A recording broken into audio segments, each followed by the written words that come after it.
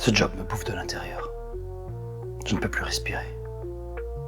J'ai passé des années à essayer d'être le bon gars, le héros au chapeau blanc. Je ne deviens pas comme eux. Je suis eux. Hey, qu'est-ce que tu fous? Ben, le premier speech de Brooklyn Nine-Nine. Où ils font le meilleur speech de Donnie Brasco. Bah quoi? J'essaye des trucs. Ambiance policière donc aujourd'hui pour cette reprise du Vlogn. Notre émission où je vous présente un jeu de rôle grandeur nature et le critique sans cruauté mais sans concession. Pour cette rentrée, on vous en a prévu une nouvelle version, plus dynamique, plus incisive, plus analytique, avec tous les meilleurs ingrédients des blockbusters américains, comme un héros dur à cuire au grand cœur, ça c'est moi, des sidekicks rigolos, des filles garçons manqués, et des effets spéciaux de grande qualité.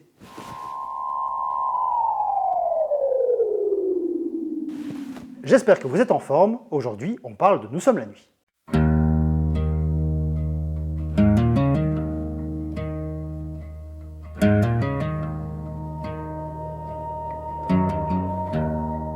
Bienvenue à Bloodhaven, une ville américaine fictive, sombre et violente, avec ses occasionnelles guerres de gangs et ses flics dépressifs. Ce nom vous dit peut-être quelque chose, et c'est pas étonnant, car Bloodhaven est une référence directe à l'univers de Batman.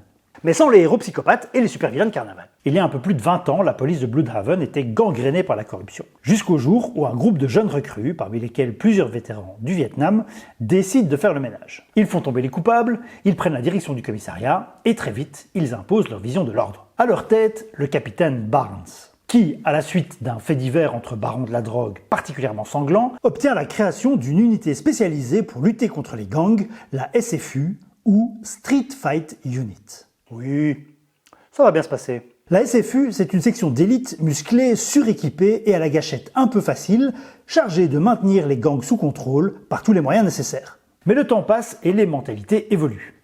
Arrive une nouvelle génération d'officiers, avec parmi eux le lieutenant Gauss. Un officier sérieux, diplômé, ambitieux, avec une vision très claire de ce que la police devrait être. Gauss ne remet pas frontalement en cause la SFU, plus futé, il en crée une autre, la MCU, ou Major Crime Unit, une unité d'élite elle aussi, mais avec des méthodes très différentes. Moins de coups de poing, plus de dossiers, moins d'instinct, plus de procédures. Même commissariat, même terrain de jeu, mais deux visions opposées de ce que signifie faire respecter la loi. Ce qui nous mène à cette nuit, où après une intervention musclée impliquant les deux services, l'un des trois suspects appréhendés est retrouvé pendu dans sa cellule. Et un mort en garde à vue, c'est un problème. Un mort en garde à vue au milieu d'une rivalité de service, c'est un très gros problème. La section homicide est appelée, le service de détention placé en quarantaine, personne n'entre, personne ne sort, tant qu'on n'a pas fait la lumière sur cette histoire. Et donc nous avons 4 générations de flics sous tension, 4 services en concurrence, 2 unités d'élite que tout oppose, un commissariat en quarantaine, un mort en cellule, et la vérité quelque part au milieu. Pas de raison que ça dérape.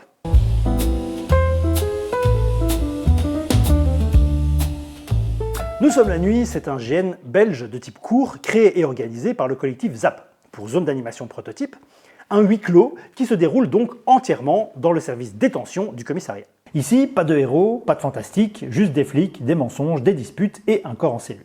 Pour le genre, on pourrait parler de réalisme romancé, des situations plausibles, poussées à l'extrême, un peu caricaturales comme dans une bonne série. Le jeu se joue en session, ou run en anglais, rejoué régulièrement pour des groupes de participants différents. Les rôles sont ici fournis par l'orga, capitaine, vice-capitaine, 4 sergents et les agents des différents services. Ces rôles sont très écrits et chacune et chacun a des secrets à protéger et des vérités à découvrir. Et si le mort en cellule est bien sûr l'élément déclencheur de l'intrigue, ce n'est pas le seul moteur du jeu. Les relations entre personnages, les conflits, les ententes, les tensions, c'est ça qui fait le cœur du huis clos. Dans cet assortiment de protagonistes, il y en a pour tous les goûts, du vieux flic blasé porté sur la bouteille au dur à cuire à la gâchette facile. Vous trouverez tous les gros stéréotypes de flics sortis de l'esprit torturé des scénaristes de séries télé. Et quand je dis ça, c'est pas du tout une critique, c'est clairement l'intention. Cette galerie de persos haut en couleur permet de proposer de nombreuses visions, souvent contradictoires, de la loi, de la justice et de l'ordre. Sous ces airs de fresques cinématographiques, l'histoire confronte ces visions et questionne notre rapport à ces concepts. Mais on y reviendra.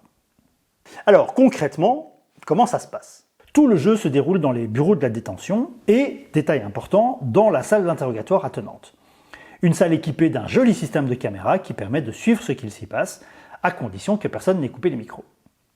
Il vous sera possible de contacter l'extérieur, par radio, les archives par exemple, pour se faire livrer un dossier un peu sensible, et parfois ce n'est pas vous qui appelez, c'est la centrale ou le substitut du procureur qui vous contacte juste pour vous mettre un bon petit coup de pression. Mais attention, vous ne serez pas guidé par l'organisation. À vous de jouer, d'interagir, de recouper les informations et de démêler le vrai du faux. Et surtout, ce n'est pas une soirée enquête. Il n'y a pas une vérité unique à identifier, le jeu se déroule en temps réel et il n'y aura pas le temps pour des analyses poussées, des expertises ou des empreintes digitales. Les accusations que vous porterez ne seront soutenues que par une chose, votre propre théorie et votre capacité à la défendre face aux autres.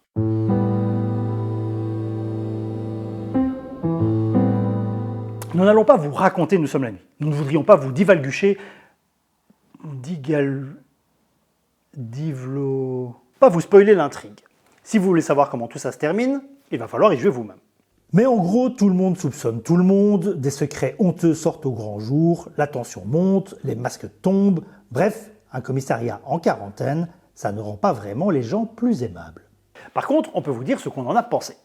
J'ai pour ma part participé à 2 runs différents où j'ai pu filmer le jeu, le premier en tant que joueur et le deuxième en tant que PNJ.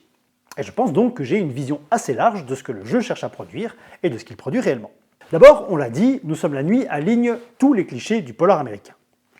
Tous. Le flic blasé, le gradé sous pression, le cow-boy à la gâchette facile, le procédurier convaincu d'avoir raison, il y en a pour tous les goûts. C'est vraiment ça qui fait tout le sel de la proposition. Les inspirations sont claires, assumées, The Wire, The Shield ou encore True Detective, et le jeu sait très bien ce qu'il fait avec ça. Autre point fort, tous les personnages comptent. 86, 87, Monte 88, Cristo, 89, Dooku, 99. Dracula. Il n'y a pas de second rôle, chacun a sa place dans l'histoire, tout le monde a quelque chose à accomplir, tout le monde a quelque chose à perdre. L'ambiance, elle, est globalement réussie. Les tensions sont là, les silences sont lourds, et les confrontations émergent tout à fait naturellement. Et sous cette couche de polar très visible, il y a un sous-texte assez intéressant sur la loi, la justice, l'ordre, et la manière dont chacun interprète ces différentes notions. Par contre, le jeu se présente comme un narratif commun, et là, je ne suis pas d'accord. Dans Nous sommes la nuit, l'information est clairement un enjeu pour les personnages. Ils savent des choses, cherchent à en découvrir d'autres, et ont tout intérêt à ce que certaines vérités ne sortent jamais. Et à partir du moment où il y a des secrets structurants, des révélations qui changent la balance entre les individus, des personnages dont l'objectif est explicitement de découvrir ce qui s'est vraiment passé, on n'est plus dans du narratif commun au sens strict. Le narratif commun en GN repose sur l'idée que tout le monde participe à la construction d'une même histoire, ce qui s'accompagne souvent d'une forte transparence sur les intentions et les informations. Ici, ce n'est pas le cas. Et ce n'est pas un défaut, mais je trouve qu'appeler ça du narratif commun brouille un peu les cartes. Nous sommes la nuit, c'est plutôt un jeu hybride, un drame collectif très incarné, dans lequel les relations humaines sont certes centrales, mais où la quête d'informations, les soupçons, les mensonges, les fausses pistes, restent des moteurs essentiels du jeu. Et c'est précisément cette tension-là qui fonctionne vraiment bien. Et à mon sens, le jeu gagnerait à assumer pleinement cette identité hybride, plutôt qu'à se ranger sous un terme qui ne décrit pas l'ensemble de ce qu'on y vit. Il y a aussi, selon moi, un moment un peu creux en milieu d'événements, un passage où la tension retombe et où tout le monde attend plus ou moins consciemment que quelque chose fasse repartir la machine. Ce qui contraste parfois un peu fort avec un final qui est beaucoup plus dense et où tout s'accélère d'un seul coup.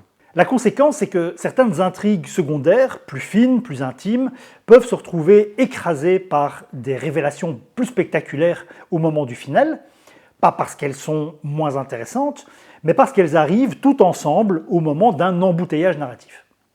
C'est quelque chose qui arrive souvent dans ce type de GN. Cela dit, et c'est très important, les joueurs ont une véritable responsabilité pour cet aspect. Les secrets peuvent sortir à tout moment, et ce léger ventre mou, c'est justement probablement le meilleur moment pour régler une intrigue secondaire, faire sortir un secret, rendre quelque chose public, et lui donner l'espace qu'il mérite avant le chaos final. Une récompense pour les joueuses et les joueurs qui prennent l'initiative sans attendre qu'un scénario les rattrape. Et enfin, un point que je trouve brillant, l'épilogue. Dans Nous sommes la nuit, l'orga suggère à tous les participants d'écrire eux-mêmes l'épilogue de leur personnage et de le partager avec le reste des participants. Ça a pu prendre des formes très fun, comme bien sûr du texte, mais aussi des photos, des chansons ou des dessins. Et cela permet à chaque participant d'imaginer lui-même la suite pour son personnage. Même si c'est complètement incohérent avec les propositions des autres, ça prolonge de manière très intéressante l'expérience du GN et ça évite l'écueil que j'ai vécu parfois dans d'autres jeux où l'organisation fournissait un épilogue au personnage et quand il ne correspond pas à la fin que vous aviez vous-même imaginée, eh bien ça peut être très décevant. Si vous avez fait Nous sommes la nuit, n'hésitez pas dans les commentaires à nous partager votre expérience. Bien sûr, en faisant attention à ne pas spoiler, ne gâchons pas le jeu pour les autres personnes qui auront envie de le faire. Et si vous ne l'avez pas fait, eh bien peut-être faites-le, et puis revenez nous en parler et nous donner votre avis. Et sur ce, moi je vais vous dire à la prochaine.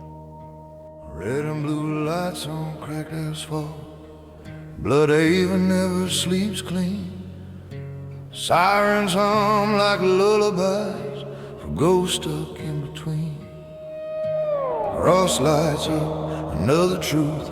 Barnes keeping notes he never reads. Gus counts bodies, not the lie that bleed between the sheets.